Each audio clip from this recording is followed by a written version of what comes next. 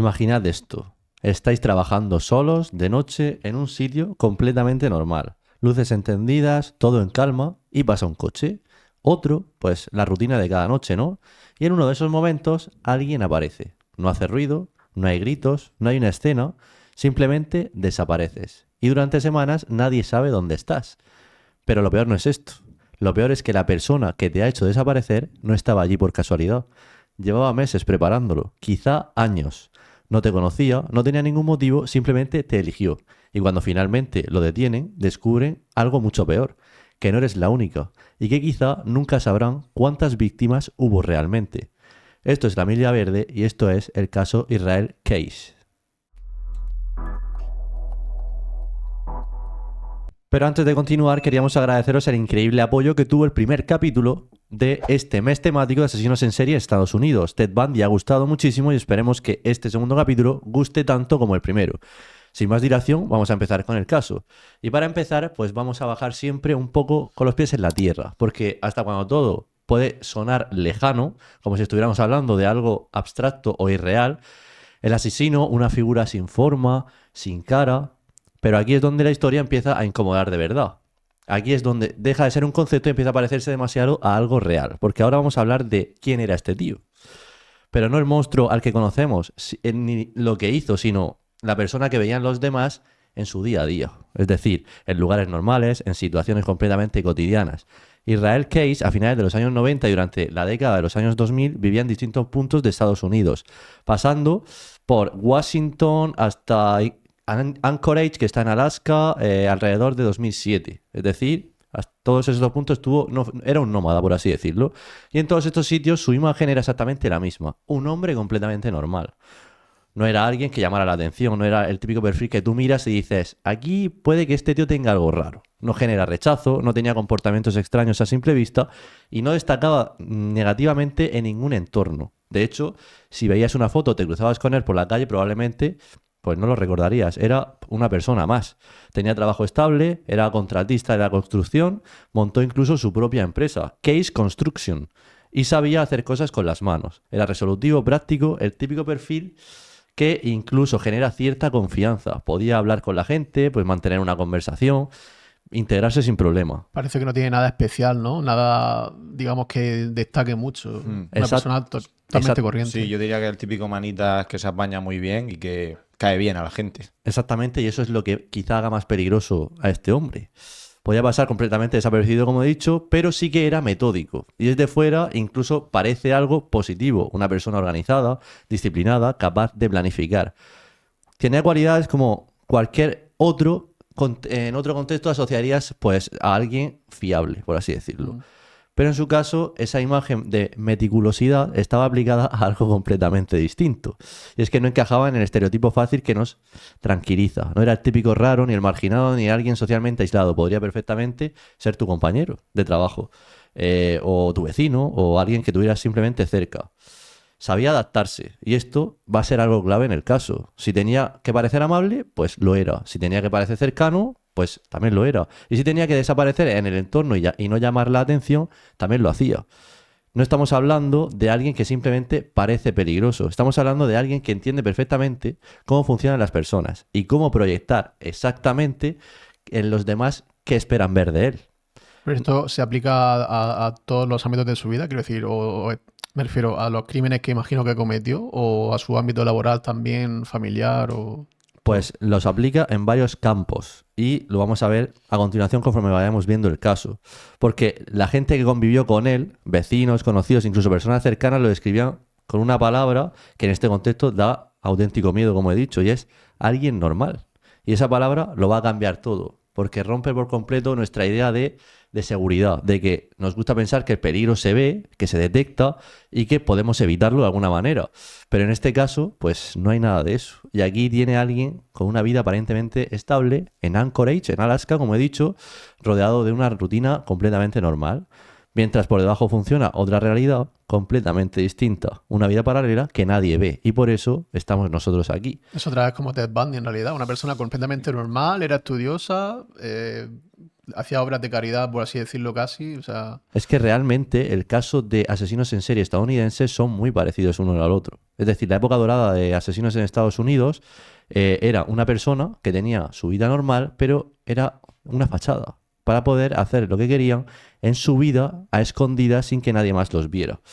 Y esto no ocurre durante unos días o unas semanas. Estamos hablando de que lo va a hacer durante años.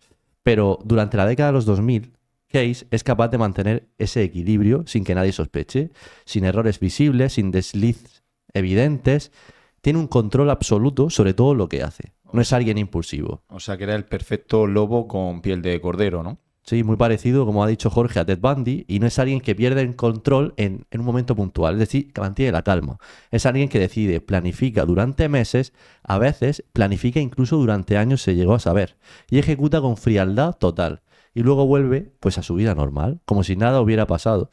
Vuelve a casa, sigue trabajando, habla con la gente, hace su vida, y eso pues cambia completamente la forma en la que entendemos este caso, porque el peligro ya no está en lo visible, no está en lo que puedes detectar fácilmente, está en lo que no se ve, como pasó con Ted Bundy. Y cuando entiendes que alguien así en cualquier momento de esos años podría haber estado sentado a tu lado en un bar en Anchorage, en un avión cruzando el país o incluso viviendo en la casa de al lado, sin que tú sospeches absolutamente nada, ahí es cuando deja de ser una historia más y empieza a ser esto incómodo de verdad. pero esta persona nos estás hablando de su ámbito laboral y eso, pero de su ámbito familiar. O sea, estaba casado, tenía hijos. No. Nada, vivía solo, era una Era persona. una persona un poco solitaria, eso es lo único que se le puede achacar a que fuera un poco extraño. Pues que al final Sí, que con el ciclo de la vida tú tienes la necesidad de relacionarte, de montar una familia. Este hombre es verdad que es lo único a lo que se le puede achacar ser un poco solitario. Y ahora sí que sí, viene la parte donde empieza a torcerse la historia un poquito. Porque hasta donde podrías pensar, puedes decir, bueno, otra persona con doble vida, otro caso más dentro de la lista interminable del True Crime de Estados Unidos. Pero este es diferente y por eso lo he traído. Aquí es donde Israel Case se separa completamente del resto de asesinos. Y no estoy exagerando. Porque cuando los investigadores empezaron a reconstruir lo que había hecho durante años, especialmente su detención en marzo de 2012 en Lufkin, Texas, es decir, estoy hablando de otro estado completamente diferente, se dieron cuenta de algo, que no encajaba pues nada de lo que conocían sobre él. No había impulsividad, no había pérdida de control y no había errores típicos que suelen cometer otros asesinos. Era muy frío, calculador y lo más importante, preparado todo con muchísimo tiempo. Case no esperaba que surgiera una oportunidad, no reaccionaba a un impulso, no era como Bundy que seguía a su víctima para ver cuándo podía cazarla. No actuaba por cercanía ni tampoco por emociones, sino que él, y esto es lo que hace diferente a este asesino, creaba sus oportunidades. Y no estamos hablando de días, sino que lo planificaba durante meses, ya que durante la década de los 2000, especialmente entre 2001 y 2011, Case viajaba constantemente por Estados Unidos. Volaba a diferentes estados, Nueva York, Vermont, Washington, Texas. Cuando llegaba allí, alquilaba un coche, recorría kilómetros sin dejar rastro, es decir, los tickets, en este caso como Ted Bundy, no los guardaba en el coche, sino que se deshacía de ellos. Y durante esos viajes hacía algo que dejó completamente descolocados incluso a los investigadores del FBI, porque sí, aquí actúa hasta el FBI. Enterraba cosas, pero no cosas al azar. Preparaba lo que luego se conocía como kill kits. Y es aquí donde todo cambia, porque esos kits no eran improvisados, eran paquetes cuidadosamente preparados con herramientas específicas, armas, munición, bridas, dinero en efectivo, materiales para ocultar cuerpos, todo lo necesario para poder cometer un crimen sin depender de nada externo. pero se enterraba en un bosque, en un parque. Cualquier sitio donde él se fijaba en una víctima quizá y decía, pues cuando yo termine aquí, quizá vaya a por ella. Y es ahí donde enterraba, en ese terreno, donde él no cometió todo lo que enterró, no cometió asesinatos. Es decir, incluso tiene que haber kill kits por ahí enterrados todavía. Pero los enterraba en lugares pues remotos, lejos de casa, e incluso en Anchorage, que estamos en Alaska. Eso está perdido de la mano de Dios. A veces en bosques, otros en, digamos, zonas rurales, en puntos en los que él solo va a conocer, lógicamente. Y lo hacía con una precisión que era un poco enfermiza, la verdad. Podía enterrar uno de los kits en, por ejemplo, Nueva York en 2007 y no volver hasta 2009-2010 a cometer el asesinato. Y luego se acordaba de que estaba ahí el kid. Apuntaba exactamente las coordenadas donde había enterrado las cosas. Pero cuando volvía, pues como lo enterraba en lugares remotos, todo estaba ahí, estaba esperándole y sin improvisar nada, sin tener que comprar nada, que eso igual es lo que hace que te graben en un supermercado comprando un kit y de ahí empieza tu detención. De ahí es donde lo hace muy inteligente a este hombre, porque ya tiene todo preparado. Y esto va a romper completamente pues la forma tradicional de investigar un crimen. Oye, vamos a mirar en la cámara de la gasolinera más cercana a ver si se ve a este hombre comprando un pack de bridas. No lo vas a ver, porque este hombre ya lo hizo hace 3 años y enterró el paquete ahí. Pues eso es muy inteligente por su parte, porque cuando ocurre algo así, pues la policía va a buscar a alguien cercano. Es decir, cuando ocurre un asesinato no te vas a pensar que es alguien que vive a 3 estados de lejanía. Tú vas a buscar entre la población. Y quizá incluso compraría los kill kits, estos, los accesorios del kill kit, los compraría en otro estado a lo mejor y como viajaba bastante, pues los enterraba y... Cuando él se movía en coche, sí que compraba los kill kits. Es verdad que cuando viajaba en avión, al no poder llevar ciertas cosas como armas, etcétera, sí que lo compraba en el mismo estado, pero quizá en la otra punta del estado. Era muy inteligente haciendo eso. Case podía volar, por ejemplo, de Alaska, aterrizar en Chicago, como he comentado, conducir pues cientos de kilómetros hasta un estado completamente distinto, o hacer eso, moverse primero en avión, coger un coche, moverse en el coche hacia otro estado, pero más cercano, no cruzarse todo el país en coche, es un poco más inteligente. Cometer el crimen y luego desaparecer.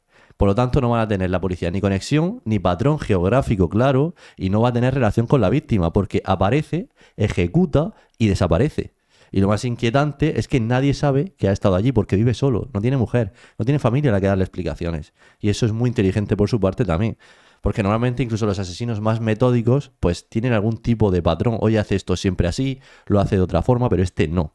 Un tipo, víctima, una edad, un perfil, un contexto. Este elegía a sus víctimas completamente al azar. Y Case no tenía, por así decirlo, un tipo, como he comentado, de víctima claro. Es decir, veía a alguien que a lo mejor le llamaba la atención por cualquier rasgo, por cualquier acto que ha cometido en ese momento. Joven o mayor. Había varias víctimas que eran tanto jóvenes como mayores. No le importa si era de ciudad, si era de una zona rural. No había una lógica que la policía pudiese seguir. Vale, con las víctimas no tenía un criterio, pero con la forma de cometer sus crímenes, sí tenía un Pues, patrón o no. Lo jodido de este caso es que no se han encontrado a la mayoría de víctimas. Se sabe que hay muchas, pero como veremos a continuación, veremos que hay pocas que se hayan encontrado. Y he traído dentro de los casos que pasaron uno muy específico, que es el por qué lo detuvieron. Y ahí veremos cómo actúa. No quiero adelantarme a los acontecimientos. Sí, pero yo entiendo que preparaba el kill kit específico para esa persona que escogía. No, simplemente un kill kit que servía para acabar con la vida de alguien. No porque pesara 120 kilos iba a coger una pistola más potente. Una pistola acaba con una persona igualmente, pese 120 kilos o pese 60. O sea, el kit era siempre igual. Incluso a lo mejor cuando volvía a la zona no vivía esa persona, vivía otra, pero como le daba igual la víctima, simplemente te ha tocado vivir aquí, acabo contigo. Vale, entonces ahí sí que habría un patrón de a lo mejor de cometer el asesinato igual para todas sus víctimas. Ahora lo veremos. Porque, vamos a ver, lo más cerca, más a la idea que puedes tener de este asesino es que es un depredador. Pero un depredador que va, ve algo y va a hacer su presa seguirla durante años, no va a ser instantánea. Y eso es lo que lo hace realmente diferente y por eso he traído a este tío. Que por cierto, tengo para elegir cientos de asesinos siempre los mismos, porque hay muchos famosos, y he traído este donde casi nadie ha hablado de él. Yo no lo conocía. Ni tú ni casi nadie. Ni yo. He investigado en varias zonas y no hay casi nada de información sobre él. Es verdad que en internet sí que hay mucho, porque es un caso que pasó en 2010, 2011, pero no hay vídeos hechos casi sobre él, no hay podcast, no hay casi nada sobre esto y por eso me hacía ilusión traer este caso. Y siguiendo con la historia, pues vamos a entrar ahora en un punto en el que va a dejar todo de ser tan titubeante, tan dejar de presentar a nuestro protagonista y esto se va a volver completamente real, algo concreto y una historia incómoda de verdad. Porque hasta ahora estamos hablando de alguien que llevaba años pues funcionando sin ser detectado por la policía. No tenía un patrón claro, no habían conexiones, se movía con una ventaja brutal sobre cualquiera que intentara pues investigarlo, seguirle el rastro. Pero incluso alguien así, incluso alguien con ese nivel de control sobre sí mismo y sobre la planificación y la frialdad, va a cometer algún error. Porque siempre acaban haciéndolo. Y en este caso, ese error tiene nombre y apellido, va a tener rostro y va a tener una historia, la que voy a contar yo a continuación. Estamos en Anchorage, en Alaska. Es febrero de 2012, hace un frío extremo, la noche es larga, esa sensación constante de que la oscuridad forma parte pues, del día a día allí porque anochece muy pronto. Y en medio de ese entorno hay una chica de 18 años, Samantha Koenig. Trabaja en un pequeño puesto de café, el típico que se ve en estas películas de Alaska, un coffee stand se llama, y de estos que están en Estados Unidos donde los clientes llegan en su coche, piden algo rápido y se van. O si te lo quieres tomar dentro calentito, también puedes hacerlo. En este caso, el lugar se llamaba Common Grounds y estaba situado en una zona bastante tranquila en Anchorage, donde no suele haber pues, altercados. Era uno de esos trabajos en los que pasas muchas horas sola, porque tampoco es que la transitación de personas ahí fuera excesiva y hubiera muchos compañeros. Estaba ella sola para atender a todo el mundo. Sí. Sobre todo por la noche. Lógicamente, a horas altas de la noche, pues no hace falta tener mucho personal. Y eso, aunque parezca algo que va a ser cotidiano, vas a ser vulnerable. Estás aislado o aislada, sin compañeros, sin vigilancia constante, dependiendo únicamente de que todo siga siendo pues, normal durante toda la noche. Pero la noche del 1 de febrero de 2012, Samantha está trabajando. Tiene un turno normal, todo va, digamos, como debe ir un día normal. No hay señales previas y no hay ningún indicio de que algo pues vaya a pasarle. Y en algún momento de esa noche, Israel Case va a aparecer. No es un arrebato, no es una casualidad. Él ya había estado allí antes, como he comentado. Él ya había observado el lugar, había visto a Samantha trabajando sola, había identificado cuál era su posible punto débil. Y esa noche, pues, va a decidir actuar. Se acerca al puesto, la amenaza con un arma, la obliga a salir del local y en cuestión de minutos desaparecen. No hace ruido, no hay una escena violenta que llame la atención y puedan alertar a la policía, no hay testigos claros, simplemente, pues, estaba en ese momento, en ese lugar y simplemente deja de estar. Cuando se dan cuenta de que Samantha ya no está, pues va a empezar esa confusión en un pequeño pueblo de Alaska. Su familia denuncia la desaparición rápidamente, la policía inicia una búsqueda. Pero al principio, pues no hay nada, no hay señales de lucha, no hay pistas claras, no hay un sospechoso. Es, en apariencia, otra desaparición más. Pero aquí es donde la historia cambia por completo. Porque Case no hace lo que había hecho durante años, no va a desaparecer sin más. Aquí decide hacer algo que va a ser un poco diferente a lo que había hecho hasta entonces. Después del secuestro, lleva a Samantha a su casa, porque él vive en Anchorage. Y allí la mantiene retenida, es decir, no acaba con su vida. Finalmente, a las pocas horas, sí que la va a asesinar. Pero viene después lo que rompe completamente su patrón. Días más tarde, Case abandona Alaska. Se va a ir de viaje como siempre. Como si nada, como si mientras tanto el caso sigue abierto, la búsqueda continúa, la familia sigue esperando respuestas y entonces empieza a aparecer señales. Porque el 24 de febrero de 2012, 23 días después de su desaparición, la familia de Samantha recibe un mensaje, un correo electrónico con una imagen. Y en esa imagen, Samantha aparece completamente con vida, sosteniendo un periódico pues, reciente como una prueba de vida cuando te hacen un secuestro. Pero no lo es, porque en realidad Samantha pues, lleva 23 días muerta.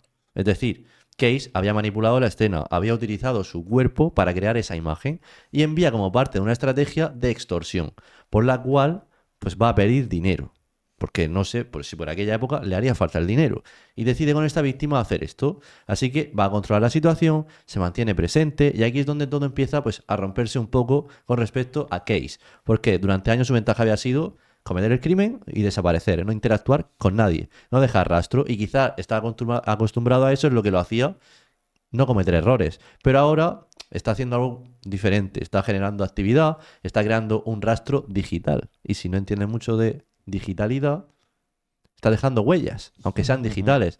Después de recibir el mensaje, la familia va a seguir las instrucciones que le da los investigadores. Va a depositar el dinero en una cuenta donde él le da. Y a partir de ahí, Case empieza a retirar ese dinero en distintos puntos del país, porque no lo va a retirar todo de golpe, va a ir viajando por Estados Unidos utilizando tarjetas vinculadas al rescate. Va a sacar dinero en Texas, en Arizona, incluso en Nuevo México. Se va casi a la frontera con México. Se mueve constantemente sin parar. Pero cada retirada, pues es una cámara que lo graba retirando el dinero, es un movimiento, es un registro, es una pista que, sin darse cuenta, empiezan a reconstruir los investigadores un hilo que le va a delatar. Y es que el 13 de marzo de 2012, en Lufkin, en Texas, donde había vuelto de nuevo para retirar más dinero, la policía detiene a un hombre tras identificar un vehículo sospechoso vinculado a esas transacciones. Pero eso es un poco estúpido por su parte, ¿no? Quiero decir, cualquiera en 2012 ya debería saber que si tú retiras dinero de un banco, primero te están grabando y segundo, pues sabe en qué banco ha sido. O sea, si la policía sabe que esa cuenta es de un extorsionador en este caso, pues saben que la ha retirado ahí, pueden ver cuándo se ha hecho, la hora, o sea, Sí, pero él pensaba que retirando dinero en una zona, cuando ya fueran a ese banco donde ya lo han captado en imagen, él ya estaba en otro estado. ya, pero ya está dando su imagen. Exacto. Y al final van a reconstruir un círculo que lo van a ir cercando más a él hasta que lo detiene el 13 de marzo. Y a partir de este momento, pues todo va a cambiar, porque cuando llegan a él, pues no encuentran simplemente a alguien implicado en un posible secuestro. Encuentran algo mucho más grande, porque la policía empieza a tirar del hilo, empieza a conectar piezas, empiezan a ver que esto no es un caso aislado, sino que hay viajes anteriores, que hay patrones ocultos que no se podían haber seguido antes porque hacía un modus operandi mucho más complejo para la investigación de la policía, que hay cosas que no encajan en que solo haya una única víctima. Y es ahí donde deja de ser tan invisible como había sido hasta ahora. Porque en el momento en que te mantienes, digamos, más tiempo del necesario, empiezas a existir y empiezas a existir para la policía. Empiezas a dejar huella. Esa huella es suficiente para que te pillen. Porque el sistema había construido durante años, era perfecto para él. Era limpio, no tenía errores. Se rompe por algo muy simple: quedarse demasiado tiempo, controlar demasiado y jugar demasiado. Es un riesgo que corrió pues Israel, ¿no? Y cuando finalmente se dan cuenta de que es él, de que él es Israel Case y la historia ya no trata solo de Samantha Quaid, se abre algo mucho más oscuro en esta historia, que es que entonces ya no estás hablando solo de una noche el 1 de febrero de 2012 en Anchorage. Estás empezando a entender todo lo que podría haber hecho antes, durante años, en distintos estados, con distintas víctimas, sin que nadie pues pueda ver venir todo lo que vino después. Entonces imagino que empezaron a tirar para atrás mirando su pasado, dónde había estado, en qué zonas podría haber hecho algo. Exacto, empiezan a cotejar si en esa zona hay una posible desaparición que pueda relacionarse con este hombre que en ese momento estuvo ahí. Y ahora es cuando, digamos, todo cambia y escala, digamos, exponencialmente. Porque hasta este punto, aunque la historia ya era incómoda, porque es una chica que ha muerto, todavía podías pensar que giraba alrededor pues, de un hecho aislado. Un secuestro, un asesinato, un culpable, algo que dentro de lo horrible que tiene esta historia, tiene un principio, un desarrollo y un final, pero en el instante en que Israel Case es detenido, lo que debería ser el cierre empieza a convertirse en una apertura de algo mucho más grande y mucho más oscuro. Porque lo lógico de este tipo de casos es que a partir de la detención, pues todo empieza, digamos, a encajar. Que aparezca una narrativa clara, que haya víctimas identificadas, que se reconstruyan más hechos, que poco a poco el caos se vaya ordenando. Pero aquí no ocurre esto. ¿Por qué no ocurre esto? Y ocurre justo lo contrario. Porque Case va a empezar a hablar, pero no como tú esperarías que lo hablara alguien que está confesando.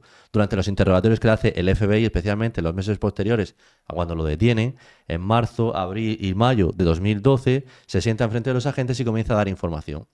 Pero no es una confesión limpia. Es decir, no es una descarga completa de todos los datos que necesita la policía para poder investigar una zona, un cuerpo o algo. No es alguien que quiera contarlo todo. Habla a su manera, controla el ritmo como hacía Ted Bundy para ganar tiempo y no ser ejecutado en la silla eléctrica, controla el contenido de lo que dice y sobre todo controla lo que decide no contar. Y eso es lo que cambia completamente este caso, porque aunque está detenido, aunque está esposado, aunque probablemente tenga miles de horas de interrogatorios y no vaya a salir nunca de la cárcel, él sabe que sigue teniendo el poder del secreto que tiene entre manos, el control sobre la información, sobre lo que se sabe y lo que no se sabe, y lo que probablemente nunca se sabrá. Y eso empieza a desesperar a los agentes, a los investigadores, a la familia, porque necesita certezas, necesita nombres, necesita Claro. cerrar historias, saber dónde están los O cuerpos. sea que, en resumen, él sigue jugando al engaño para mantener su tapadera, para mantener su coartada y dar pistas falsas para mantener esa posible inocencia. No la inocencia, porque yo creo que al tener ya lo de Samantha, él está ya condenado prácticamente. En Estados Unidos es cadena perpetua mínimo. Sí. Yo creo que es más, pues ya burlarse de la policía y de las familias, me da a mí. Sí, a lo mejor piensa, bueno, me voy a tirar en la cárcel toda mi vida seguramente, pues por lo menos antes de llegar allí y aburrirme, pues voy a jugar un poco aquí, a Sí, es que marear un poco a los policías. A poder salir de prisión más a menudo, a A que mí me lleven a interrogar, a que no estar siempre en una prisión metido de por vida. la sensación que me da es que el morbo que le daba a él era jugar a cometer asesinato perfecto más que un asesinato en sí. O sea, a que no lo pillaran. Eso es lo que lo hacía especial. Pues sí. Pues, Y siguiendo con el caso, los investigadores al final van a empezar a unir piezas sueltas, medias verdades que les va dando, y en algún momento empieza pues a colaborar un poco a poco, porque si no sabe que se le va a acabar el chollo y va a ir a prisión igualmente.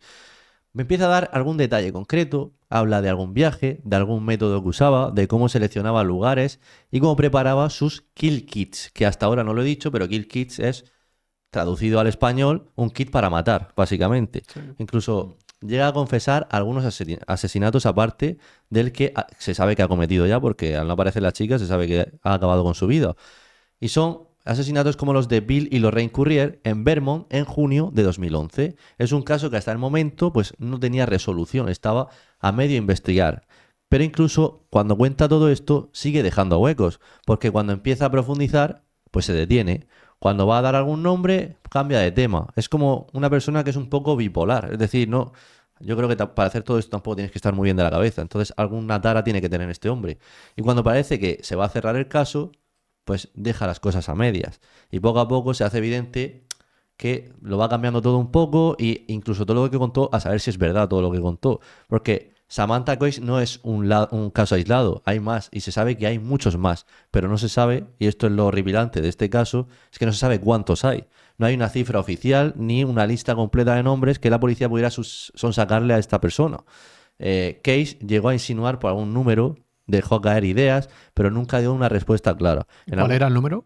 No salen las informaciones. Es simplemente que dejó caer que podían ser decenas de víctimas, pero no se sabe cuántas exactamente.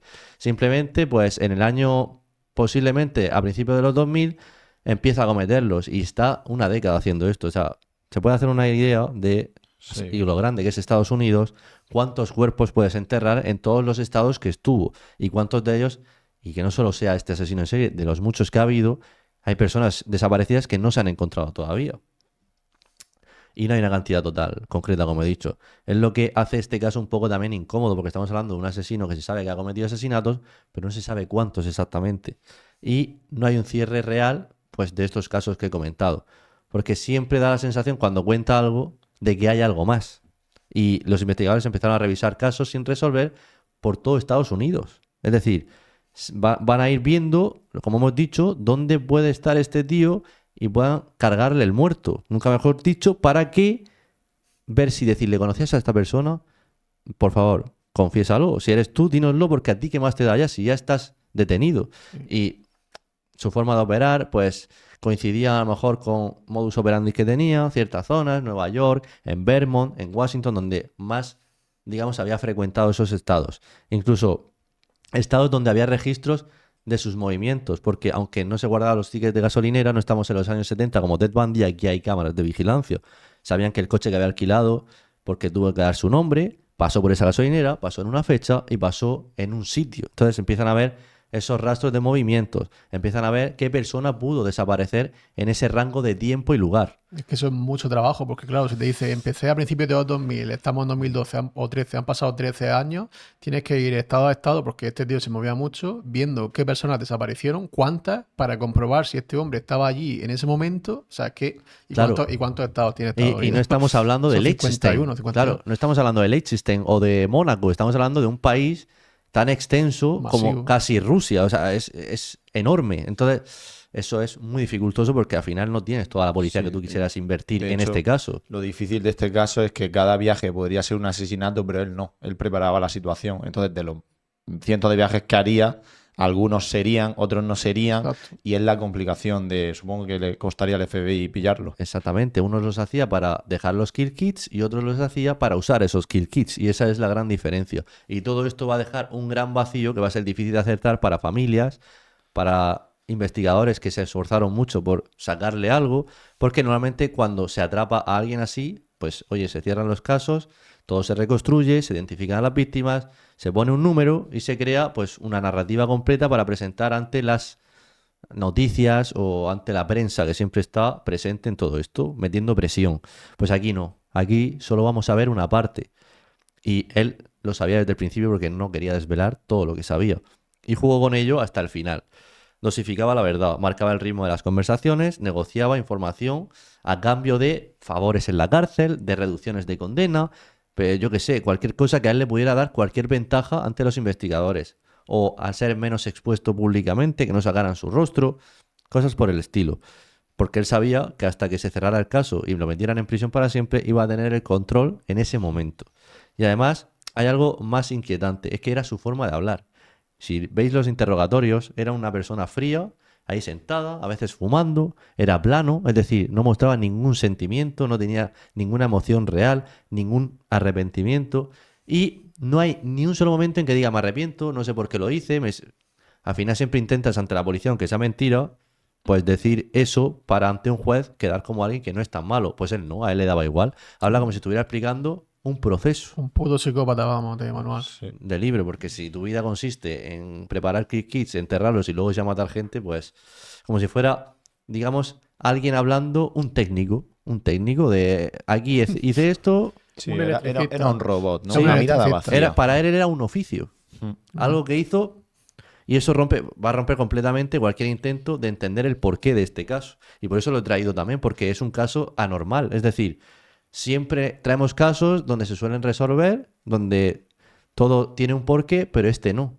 Y a mí me inquieta el de enterrar algo tan lejos de tu casa para volver años después a usarlo. Ya, Ya sabes que vas a matar a alguien en esa zona. ya. Es algo que a mí me da un poco de... Oye, yo quise traer este caso y por eso lo he hecho. Y por este caso, por eso es diferente. Porque nunca va a terminar de resolverse completamente y hasta que el 2 de diciembre de 2012, Israel Case va a aparecer en su celda sin vida. ¿Y eso cómo fue? Hostia. Pues, ¿qué creéis que ha pasado aquí? Que se ha quitado la vida, Yo diría pero que se suicidó. Se quitó la vida incluso antes de llegar a juicio. Es decir, tampoco tenemos una condena. joder, Porque se lleva consigo también todo lo que no llegó a contar. Todas las respuestas que faltaban, todos los nombres que nunca dio, y lo único que queda son piezas, son fragmentos de todo lo que han ido contando la policía, casos que no encajan o que encajan, pero no del todo, o sí, huecos que este tío, antes de ser juzgado incluso, quiso acabar con su vida antes, le daba igual la familia, le daba igual todo, él simplemente sabía lo que le esperaba. O sea que al final lo que yo creo que hizo es mantener el control de la situación hasta el último momento, y ese último momento fue el suicidio para no contar nada, porque él tenía el poder de la situación y de su estado, ya que daba medias verdades y parece que jugaba a intentarse el asesinato perfecto para que no lo pillaran, y al final no hay condena, acabó con su vida y es como que nunca lo hubieran pillado, porque Pero no hay pruebas Lo más contra curioso él. en realidad es que la policía no lo metiera en una celda esta anti... Eso- para que no pasara eso. Y yo entiendo que, como has dicho que era frío, calculador y todo eso, entiendo que en los interrogatorios no daría ningún síntoma de que fuera una persona que querría hacer eso. O sea, no mostró, no Claro, se vino abajo, al estaba final- como frío, como que le daba igual. Entonces tú no piensas, esta persona se puede quitar la vida. No lo piensas. Al final aquí hay dos errores, porque él era, digamos, una persona tan cínica, tan superior moralmente a los demás, que tú te veías tan chulo y este tío no se va a quitar la vida, este tío quiere vivir toda su vida porque se quiere demasiado a sí mismo. Digamos, es un sociópata, un psicópata, y jamás vas a pensar eso, pero eso también contrapone a que no pongas a esta persona que ha hecho lo que ha hecho en vigilancia. Que mínimo que en vigilancia, no contra suicidio, sino vigilándolo en máxima seguridad. Y eso es lo que al final acaba esta historia de esta manera. Y no sé qué opinión tenéis, pero es algo interesante. La opinión que tengo es que me da la sensación de que se rió de la policía hasta el último momento. Y Eso cuando es. se quitó la vida fue en plan, gano yo. A mí Sí. la policía es lo de menos, porque para mí son las familias. Sí, claro. O sea, Es- son las más perjudicadas, pero que al final es como que, bueno, pues me voy sin destapar todos mis crímenes, sin darle un cierre a la familia. Es como decir, nunca me vais a pillar, he ganado el juego, soy el asesino perfecto. Sí, bueno, el perfecto habría sido si no lo hubieran pillado jamás. Pero, como a todos los que vamos a traer, lógicamente, los pillaron. Y hasta aquí el caso de hoy. Esperamos que os haya gustado este segundo capítulo del mes temático de asesinos en serie en Estados Unidos. Ya sabéis que podéis escucharnos en Spotify, podéis vernos en YouTube. Tenéis reels interesantes en nuestro canal de Instagram, que os invitamos a que nos sigáis. Y también podéis meteros en nuestra página web, donde podéis, digamos, registraros en la newsletter, la cual os enviará un correo electrónico cada vez que subamos un nuevo caso. Así que nos vemos en el siguiente capítulo.